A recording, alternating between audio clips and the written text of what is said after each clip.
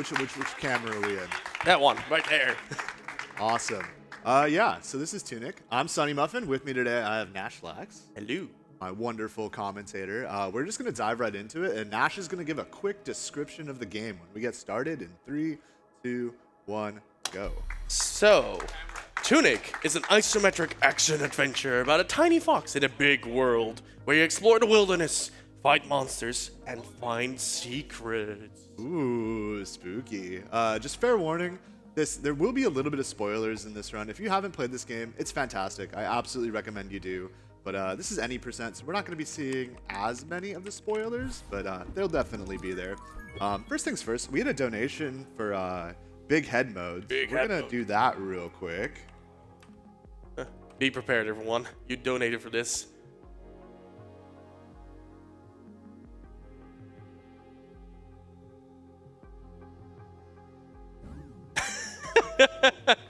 And there you go. Welcome to Tunic. And we also had another donation incentive for fox color. So, Zet, can we go ahead and get that color? Because we're going to be coming up on it pretty quick. All right, and the color that has been donated towards, white and yellow, both didn't get any love. $120 for black, and that leaves purple as the winner with $215. Thank you so much, everybody, for donating towards this. I love purple fox. That's a good decision. Good decisions. I didn't know the monsters would get big heads as well. Oh, yeah. This is it's going to be fantastic. We're going to be watching some big-headed creatures fly through this game. Yeah, so this is like a Zelda-like game. We're going to be exploring the world. Initially, when you're dumped into this world, you know absolutely nothing about it, and you eventually learn more and more. So, like, there's a bunch of hidden, like, isometric secrets the game uses to, like, the game uses its camera to hide various things very well. This is one of them, so we're going to be switching over to purple here. Oh, yeah. There's a lot of different colors available, but y'all picked your favorite color. I like green to as be well. purple. Blue. There's purple. Purple. All right, let's go. Cool. Now we can get the run going. Got those donation incentives settled. But yeah, all the enemies have giant heads. It's a lot of fun. It's great. It's great. Honestly, we're trying during commentary. We're gonna try our best to, as Sunny said, like we're gonna try our best to not actually give spoilers about the story and about the narrative of the game. It's probably best to describe this as a Zelda-esque game, but with a very high level of narrative interaction. You're learning a lot about the game, and one thing that we won't be picking up are pages that you see like scattered around the ground. If you remember back in the olden days where you sat in the back of a car with a new video game, you were just scrolling through like the manual. Tunic has a very high level nostalgia for that factor, and there's so much you can explore from said manual, but we will be skipping basically all of that. I don't think we pick up a single page in this category. Nope. Yeah, the really nice thing about this game is like the world is actually wide open. Yeah. But you don't know that until you start discovering various things. So the very first thing we did in the run was did a pretty large sequence break to skip the sword. So we used one of the bomb codes and blew up some grass, and now we're running to the atoll to pick up the hookshot. Yeah, I think the hookshot is like the fourth major item you normally actually pick up, and we just do it the first time around. And that's one of the beauties of this game. It literally gives you that open world adventure feel. Like there's nothing really blocking you majorly about like what type of things you can do in this game. You can basically go everywhere, and with a few minor glitches, you can actually go everywhere in this game. We're gonna see a lot of that at any percent. There's a bunch of different categories out there as well that explore like the other modes of this. Perfect. You want to explain what happened there? Yeah, so he threw a bomb like down the staircase, and because it's an isometric camera, but it's still based around different types of rooms, he actually threw a bomb to lure. Died. What? I died. Oh, run over No. it, reset. Heck. No, we're fine. We're fine. We're fine. We're just a ghost fog. Well, you died again. I'm supposed to be good at this game, right? Yeah. Oh man. All right, we're What's okay. the We're okay. We're fine. So he did a death warp there. Because it's a narrative thing, the first death warp you do, you see yourself in a little bit of a ghost form. Not going into that. Play the game. There we go. Grabbing a little chest here. There's one thing that we should notice, like Sunny's going out of his way to pick up a very specific set of items during it. Because we're doing some major skips, like we're not picking up the sword until later in the game. And we're picking up a various sequence of items as we go along. Especially the consumables are the ones that make this run happen. So that's a hook shot that didn't exactly go as planned, but it's all part of the game, basically.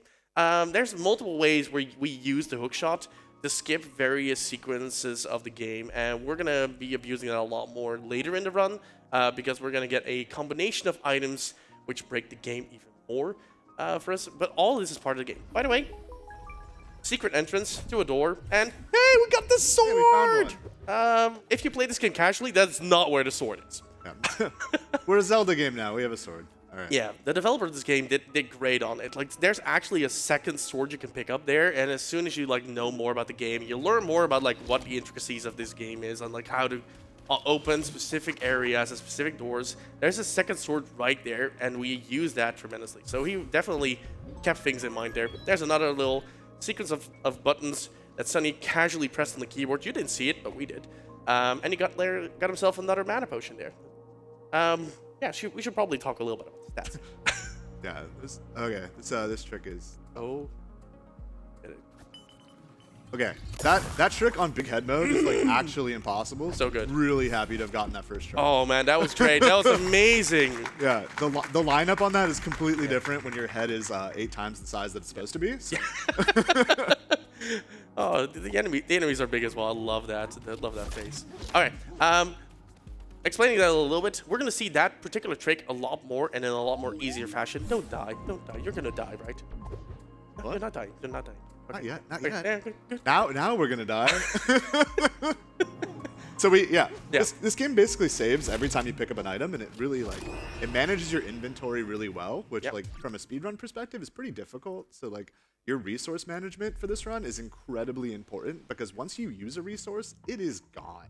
I did pick up a couple of extra firecrackers just in case, because there are some tricks coming up that I need to have multiple tries to do them. But yeah, we're actually trucking right along. We picked up the ice rod.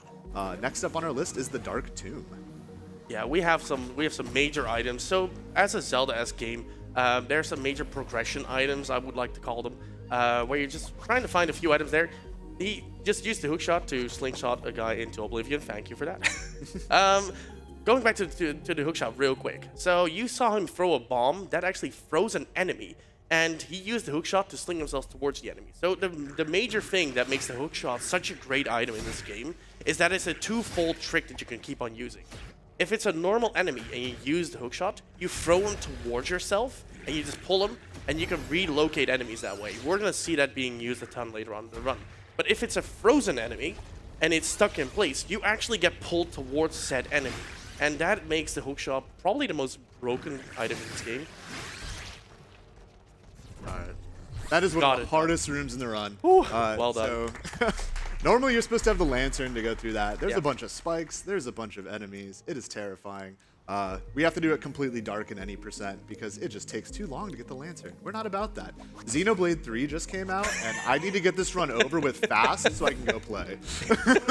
That's the entire goal of Tunic, just to get it done, and then we can go, and then we can start playing some more Xenoblade. But for now, we have some donations that I'd like to get read. Come on, Zed. That is correct. We have Nico with a C donating $5. I think they got a little bit of a mix-up here, saying, "Wow, this chicken boiled egg run is amazing." Thanks, by the way, Sunny Muffin, for lending me your Ferrari the other day, King. Greetings from Brazil, and remember to pet the cat. Smile. And Nico. I have here an amazing $200 donation from Patrick T, saying, "Love Tunic, good luck with the run." Thank you so much. That is on. Like, love Tunic too. Like, I fully agree with that. This is an amazing game, and there's so much going on. You can go into this game blind, and you're gonna see 10 other people take 10 slightly different paths, trying to figure out how to make things work. We are entering a very unique area of the game right now. This is sort of close to the end game of it, but we're going here relatively early with basically no upgrades, which is very dangerous. And we're gonna see another trick, the one that I talked about earlier with the hookshot. We're gonna see that come up soon, and we're gonna see some crazy skips coming from that. Also, sorry, headphone user. Oh yeah.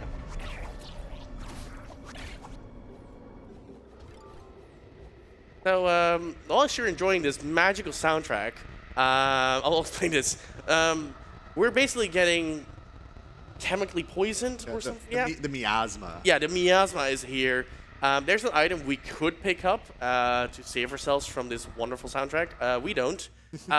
The side effect of that is the fact that we're on literally 1 HP right now. You see the HP bar going downwards, and it's basically flat to the ground with a single white pixel of worth of HP. That's because your permanent HP goes down as long as you're touching the miasma, and that won't come back anytime soon.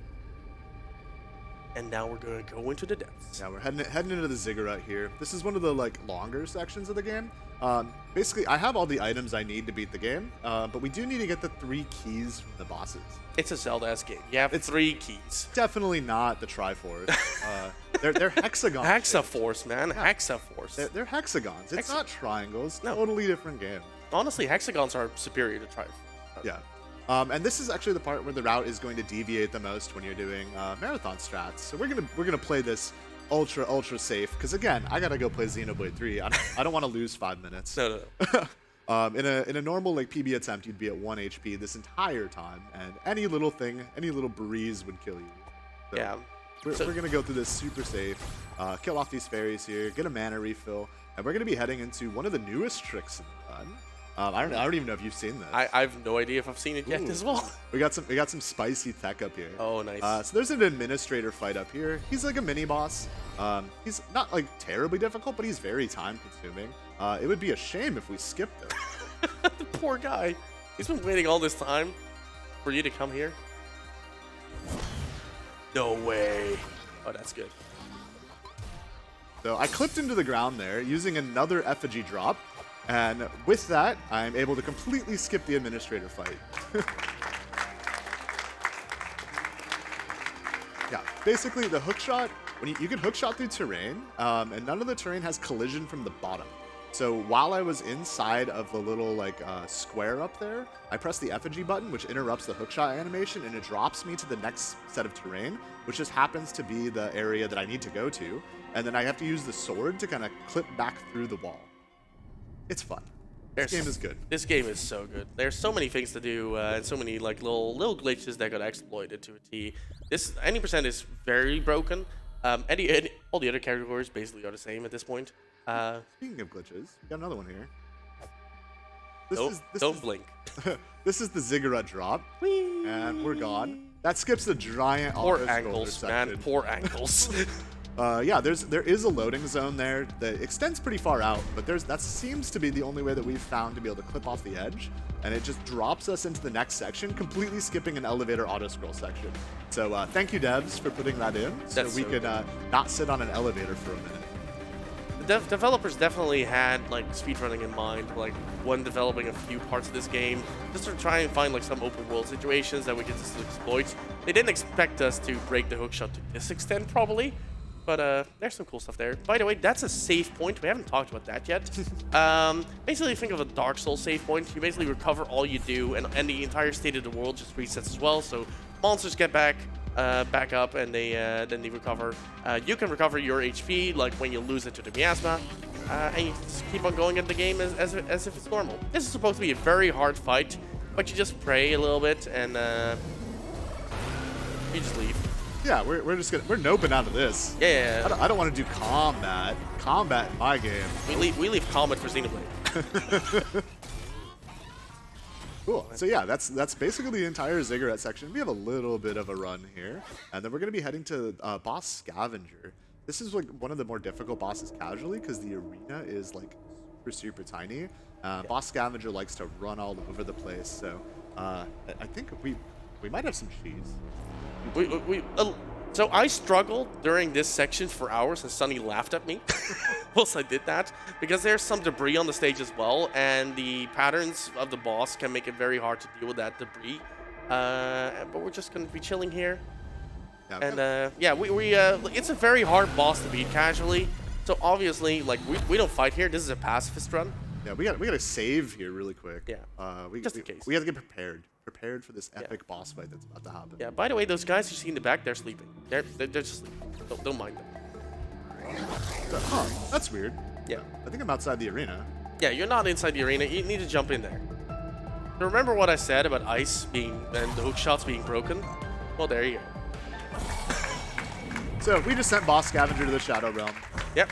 There is a death plane below this arena. I don't know why there's a death plane. There's like no way to get there casually. But yeah, turns out if you freeze Boss Scavenger and as she's coming out of her unfrozen animation, she has a couple, like just a few little brief moment that you can actually hookshot her and pull her to you and drop her off into the Shadow Realm. Yeah. So I think it's due to the fact that you want to, like, if you fall through the floor or something, you just die. Yeah, they don't want soft lock. Yeah, they don't want soft lock you. Yeah. By the way, this is the fast travel portion of the game. We saw like little Ghost Foxy earlier on for like 2 seconds before Sunny killed him. We actually use that to fast travel between different sections of the overworld, and it's a very handy place. There's a lot of story in it. We're skipping all that. And we're just on to the next section of the game. We have 4 pillars to basically pray to. And there, you're doing this. I love this trick. Cool, and this is actually recently found out. While you're praying, you still have access to your items. So this guy right here, he's kind of a pain, but oh, he's still a pain. He's still a pain. All right, we're gonna have to get more mana. That's not a big deal. So yeah, you can sit here and just keep refreezing him while you are praying, and that keeps him out of your face and makes this section quite a bit easier. I blame Big Head. We're out of there. We are out of. Yeah, it's Big Head Mode's fault. Yeah. his head was so large that he just got into range super quick. This is, I think, the first time you actually get like a full-on interaction with the miasma we saw earlier on. That's to show like how reverse boss order we do this map. I think, yeah, I do think we do it in full reverse boss order. Yeah. The nice thing is I don't think there is an intended boss. No, they're actually very open world. Yeah. That's 2 pillars down, 2 more to go. But it looks like we have a donation if you want to go ahead and read that one off. Indeed we do. The perky Riolu has donated $5 saying, "Hi Sunny, good morning from the UK. It's great to see TUNIC being ran during more marathons. Love the TUNIC speedrunning community. Best of luck for the air fight." Thank you. Oh yeah, that's gonna be a doozy. Yeah, so I froze that guy a little bit too soon on the prior attempt, but we got him there. Again, you're just able to use your combination of like freezes and the hook shot to navigate this section of the world very quickly, and it makes this game just so much fun to run. Yep. So we got the speed tech here too. Froze that crab while he was on his run up, and then hook shot down to him. So I'm able to move on to the next pillar here as quickly as we possibly can. And this last one is pretty trivial. This crab right here, though, is kind of a pain, but we're gonna let him hit us twice. Come on, No, come don't on. do it. So a lot of things in this game are about manipulating your health, and I just like being on 1 HP. It keeps me more awake, more alert. Gotta be aware of like everything that's gonna happen. Those minor crabs were a big pain earlier on, but we found like some very nifty strats, and the fact that we can pray basically towards these columns. I'm just gonna call them columns. I don't want to spoil anything. And then still have access to our items makes them basically just trivial. Cool. And now that we have powered up the atoll, we can go ahead and head to the library. Yeah. So we're gonna go up here, and turns out this statue is actually a portal to the realm. Let's go. Don't ask, just play the game. Yeah. All right, library. You have a thing that you need to do at the library. Yeah. We're gonna do it here in just a few seconds. Yeah. We can climb up a little bit. This area is actually really cool. Like when you first hit the game, there's a lot of lore hidden here. Yeah. It's a library, and like Nash mentioned, there are pages. A lot of pages exist in the library. Shout outs to the top staircase. Top staircase is faster by like a completely inconsequential amount of time, but it is faster. It saves at least a frame. We have to do it. Thank you, Glacia. Cool. We're gonna be heading up the last ladder here, and Nash reminded me of something very important I have to do. Yeah. Turns out ESA's PCs are too powerful, so we need to underpower them. Graphics and fresh. Perfect. All right. Don't worry. Everything's fine. Everything's fine. We're fine. There we go. Yeah. So we have to underpower ESA's PCs for this next trick. Yeah. All right, you see one of the pages hovering there in the bottom right corner as we pass it. There's like 52 pages. No, yeah, I think it's 52 with the covers. They're double-sided. Yeah, double-sided pages. And like most of the tricks that Sunny's been using that aren't glitches are things you learn from this page. Oh boy. So this is supposed to be a major boss battle, by the way. Oh, perfect. Let's go. That is the best. That's so RNG you good. can get. Oh my. Oh, that was so good. That was beautiful. So what happened there is I aggroed the librarian while he was, before I activated the death plane, And because of that, you can get down the ladder and get underneath the death plane because the death plane is only very thin. Yeah. And that allows me to go ahead and just make him fly himself into the death plane. But we're going to death warp again here, maybe. There we go. Sweet. And we're out of there. Man. 1 HP is just, you should at least have 2 next time.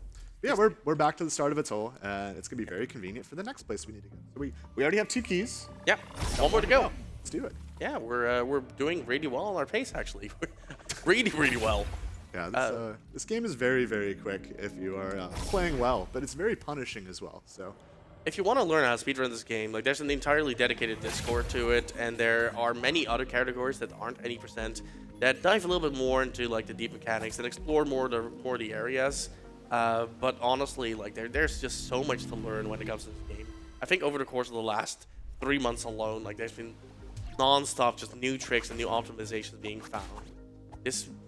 When you submitted it, I think it was like like just below 30, right? yeah, the estimate was very safe because Yeah. the game just came out when ESA had to have their submissions in. So, it's gotten optimized. Yeah, so we are coming up to Sunny's PB on any percent at this point in time, and we're actually also pretty close to finishing the game already. I think we're like, if everything goes correctly, we should be close to being done. You knock on wood right now. There's still a lot that can go wrong. Oh yeah, of course, yeah. We have a door here. How do you feel about doors? Doors, like doors take a long time to open. Do you see how the size of that door? And Bye. doors don't exist. Yeah. The hookshot is an incredibly useful tool in life, and I want to have one.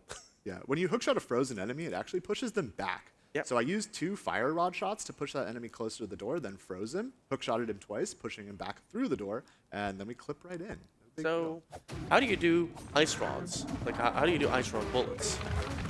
Right. First, actually, kill the boss real quick. All right, that's a very precise setup. Nice. You have to. So this is the siege engine. Yep. We are cheesing him again. Shocking.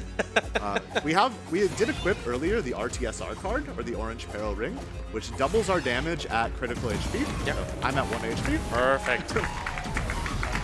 That is not easy to do, by the way. Like, getting that perfect position makes the boss fairly trivial because every time he walks backwards, he just drags you along with it. Yeah. So you want to be able to stagger him, and then you basically get inside of his hitbox. It's kind of a pretty precise little setup there, and you do exactly enough damage to stagger him again before he'll like actually clip you out, because you're not supposed to be there, and like if you do that casually, the game will just kick you out of there if you don't have enough damage. Yeah. So you saw like big red letters there with like death skulls and everywhere. Don't mind that. It's fine. And they do. Cool. So now we have all 3 keys. Yep. The 3 hexagonal keys. And we definitely are not a Zelda game, right? So Yeah. we probably don't have to go to the Temple of Time and put them in anything, right? Nope, definitely not. Like golden, shiny door that's very big and totally closed. Doesn't exist. So we're bringing the slime on a little adventure here. He's our buddy. Yeah. He's gonna help us because we don't want to open this door either. Doors are slow. So push him in there and gonna go and use that same trick. Get straight through the There we door. Easy peasy. It's always nice to see like doors just are trivial in this game. This is the worst part of the run. Yeah. We have 3 cutscene skips coming up here, and they are frame perfect tricks. Focus See if we time. can get them. Got one. Very good. So how they work is you bring up the menu and you close the menu, and on the next frame you hit confirm. That confirms quitting to menu as well as putting in the keystone. So you have to do it within 1 frame, and you can skip these cutscenes. Okay, I missed that Aw. one. I'm happy I hit 1. Yeah, that was my You- goal. You, is to you hit get 1. you get to see both sides of this. Like this is why you want to get it done. We're basically just you see this chain, and slowly it just gets snapped away. Yeah, it takes very, very long. You never want to see this. Yeah.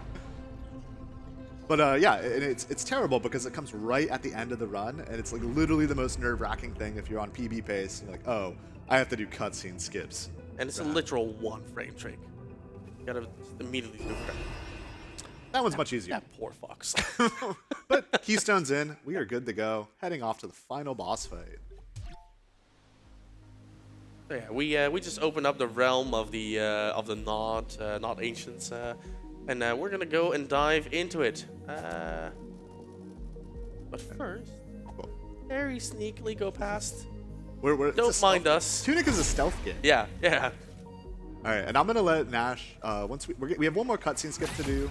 The air does have like a little bit of a starting cutscene, so I'm gonna see if I can get it. This one is actually the timing on it is a little bit different, but we'll see if we can get it. Air has a big head too. All right, we missed it. Aw. Cool.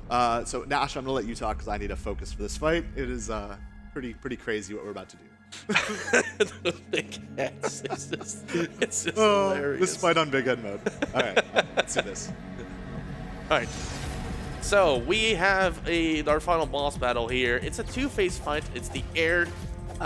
It is a very technical fight to do. As you can see, we're using the ice rod mechanic here to keep him stun locked as much as possible. We have a few mana potions to deal with it. So the third bar you see in white right now is the mana bar, and it's slowly tinkering down. And we're just trying to get as much damage in as we can to just get rid of the first phase of this fight. Don't underestimate, this fight is incredibly hard to do. Like, Dark Souls is nothing to this, honestly. You can spend hours on this fight because the spike in difficulty, especially for the air fight, is massive. Phase 1. Very good. Now, I can explain like the other like fighting mechanics and everything, but Sunny here is just trying not to see a single attack, and he's doing so like at an exorbitantly fast rate. He's doing really well on it. All right. So now we're on phase 2. You see that the air got a little bit angry, and the purple eyes hint a little bit more towards like the miasma side of things. It's a little bit more narrative. We're not going to go into that. You need to play this game. Yeah, you do have to freeze her very precisely, otherwise she breaks out and one-shots you. Yeah. As you're on 1 HP, you're getting double damage here. That's time. That was very good. We're getting the marathon back. Yeah, let's go. Let's go play Xenoblade. Do a quick outro first, and then we're just off. All right. That was so good. Oh, that run was sick. I'm really happy with how that went. Oh, that was incredibly good pace. Oh. I don't think any trick went wrong. Like anything went majorly wrong at all. Yeah. Huge shout outs to Andrew and Kevin of the dev team. They are like absolutely fantastic humans. Thank you guys for making Tunic. They were on call for my GDQ run of this. And the devs have just been so supportive of this game. Shout outs to the Tunic community, like specifically we got Silent and we got Radicoon and Glacia, who have all been doing an amazing job like keeping that community together, putting together resources. Y'all are fantastic. But yeah, I think that's it for me. Do you have any last shout outs? No. Thanks again to the Tunic community. And honestly, if you've seen a little bit of this game and you ask yourself, what the heck is going on? You're on the right track and you need to get this game right now because it is amazing. It is my game of the year, honestly. Whenever I just got to this, and this is like an ending, we're not going to say anything about it. Just play the game. It's been amazing. Thank you so much for having us and have an amazing rest of ESA. And we're going to throw it over to Zed. Thank you so much for this amazing run. Yeah, indeed. I am intrigued to playing this game myself now. So thank you for not spoiling everything. We are now waiting for the next run, which is actually going to be Chicken Boiled Egg by Jesse. So don't go anywhere. And see you then. Bye-bye.